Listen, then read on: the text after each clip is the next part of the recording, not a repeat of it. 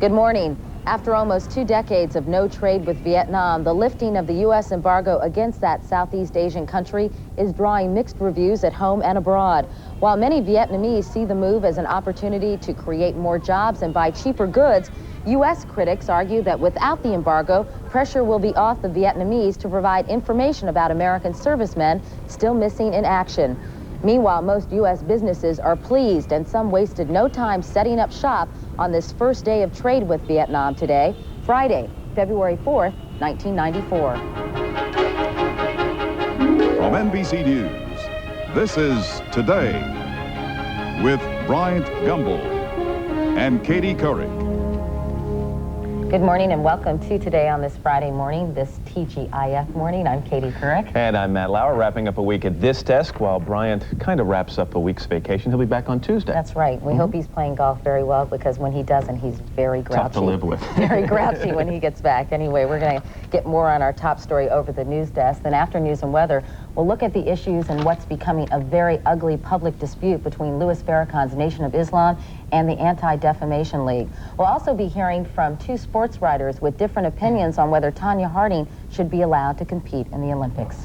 We'll also go to Prague, where a morning TV program very much like this one went on the air today for the first time in the Czech Republic. Wonder if they have their own Willard. We'll talk to the man in charge. From the entertainment page, we'll have actor Gary Oldman, talk show host Geraldo Rivera, singer Tori Amos, and for a word on some other species, we'll check in with Jim Fowler at the Philadelphia Zoo. A Czech Willard, what a concept. But first we're going to head over to the news desk for Elizabeth Vargas for the morning's top news story. And it's Friday. It's Friday, that's all right. I was trying to think of a new and different way to throw to you, but here's Elizabeth Vargas with the news. Maybe that'll do it, right? That'll do just fine. Thank you, Katie and Matt. Good morning, everyone. Vietnam today is hailing President Clinton's decision to lift a 19-year-old trade embargo. Hanoi is calling it a positive step and says it will open a liaison office in Washington. The president said Thursday that lifting the embargo offers the best way to resolving the fate of missing Americans. Although many veterans groups are calling the president's move a betrayal, American companies are now calling it great news. NBC's Lucky Severinsen has more now from Vietnam. City. For almost 20 years, it's been illegal for American companies to sell products here or anywhere in Vietnam. American Sesto Vecchi represents several U.S. companies that want to do business in Vietnam. Is this an important market to American companies? I think it is. 70 million people. It's the 13th or 14th largest country. It certainly can't be ignored. It has a tremendous potential in terms of growth. There are 50 major U.S. companies that have signed contracts and are ready to hit the ground running. Dozens more are close behind. Problem is, they're behind all the other countries that have ignored the embargo, and they're already running. It's as if Vietnam has been invaded by everyone but the U.S. Japan, Taiwan, Germany, France, Korea, China. The people and the government want the business, want those American products. They are very happy to hear that the embargo are lifted. Are the people here, are they happy, all the people? I see many Vietnamese people very happy and very happy. Suddenly, the doors are open, and lifting the trade embargo is more than symbolic. Lucky Severson, NBC News, Ho Chi Minh City. Less than 2 weeks after he was picked as Defense Secretary, William Perry has the job this morning. On Thursday, he was confirmed by the Senate and then sworn in. He heads overseas tonight for Germany. There are new questions this morning surrounding the suicide of White House aide Vince Foster. One report is now suggesting someone in the White House may have hampered the investigation. Jim Miklaszewski is at the White House with more on this story. Good morning, Jim. Good morning, Elizabeth. The U.S. Park Police, who investigated the death of Vince Foster and ruled it as suicide, now indicate that White House counsel Bernie Nussbaum may have impeded their investigation. The police are also skeptical of Nussbaum's accounting of events that immediately followed the Foster suicide.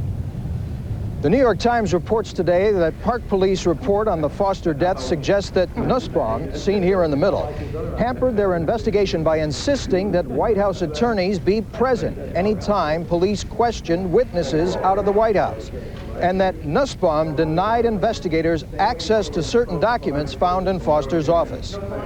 The report also indicates that police are skeptical of Nussbaum's account of how White House officials found a note written by Foster 6 days after the suicide. The note was reportedly found in a briefcase which had been inspected earlier. Now, papers related to the Whitewater land development deal and that investigation were also found in Foster's office at the time, but that wasn't revealed until months later. Now, nothing in the Park Police report suggests that Nussbaum did anything illegal, and Nussbaum has insisted repeatedly that he acted properly. Elizabeth? All right, thank you, Jim. In other news this morning, Nation of Islam Minister Louis Farrakhan has rebuked one of his top aides. On Thursday, Farrakhan dismissed Khalid Abdul Muhammad for the tone of anti-Semitic and anti-white remarks he made last November, but not the content of those remarks. Farrakhan called the manner of the speech vile, repugnant, and mean-spirited. Jewish leaders say Farrakhan's comments do not go far enough. The Senate next week is expected to take up an earthquake aid package for California. On Thursday, the House approved an $8.6 billion package of quake relief. The measure is expected to be on the president's desk by the end of next week. The 6 Discovery crew members today are heading into day 2 of their historic 8-day mission. This morning, the 5 American astronauts and 1 Russian cosmonaut got down to work, taking blood samples and doing other experiments. A special panel meets again today in Colorado to consider Tonya Harding's Olympic fate and whether to take disciplinary action against her. The panel is expected to announce its findings tomorrow. In the meantime, NBC News has learned that Harding voluntarily submitted a handwriting sample on Thursday. This after law enforcement sources said a handwritten note was found in a dumpster that could link Harding to the attack on Kerrigan. Harding denies any prior knowledge of that attack.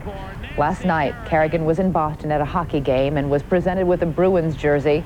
Tonight, she skates publicly for the first time since that attack. It is now 7:06 and time to go back to Katie and Matt. Thanks, Elizabeth. Well, our own Rhodes of San Antone is in the Lone Star State, and that's no bull, right, Willard? Hey, you're my kind of woman. You're my kind. Hey, you're right in there. What a youngster. Come on down here. They love you, Katie. Miss Katie down here. I got my outfit on and I'm ready. I want you to meet the best looking people in the world. Good morning, San Antonio.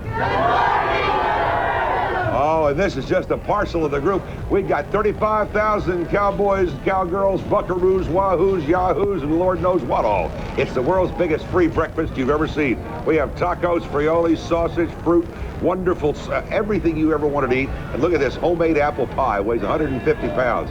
Come down here and see us here in San Antonio at the mall. And to say the breakfast is free, biggest free breakfast in the world. We'll talk about that all morning long. This is a tradition that goes on for a long time. Happy birthday this morning from our friends at Disney. If you will, take a look.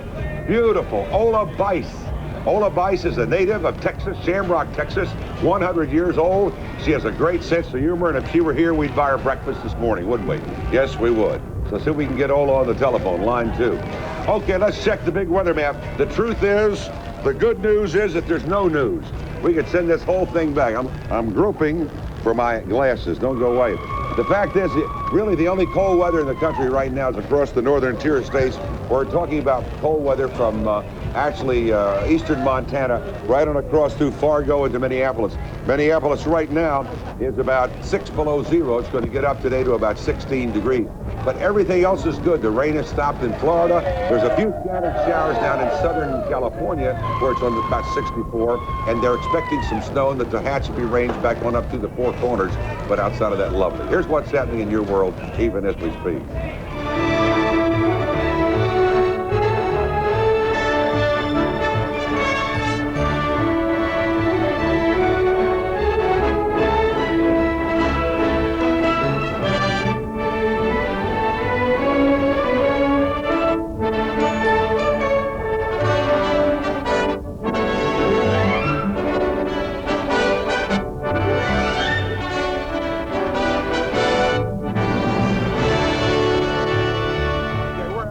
So come on back and see us here. If you can make it today, great. This thing goes on all weekend, but the breakfast is this morning, and I'm going to check it out. They tell me they can grow hair down here.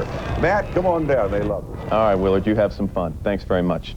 On Close-Up this morning, blacks and Jews at odds. On Thursday, in an extraordinary move, Nation of Islam leader Louis Farrakhan publicly dismissed his aide, Minister Khalid Abdul Muhammad, for making what he called, quote, repugnant, mean-spirited remarks about Jews, end quote.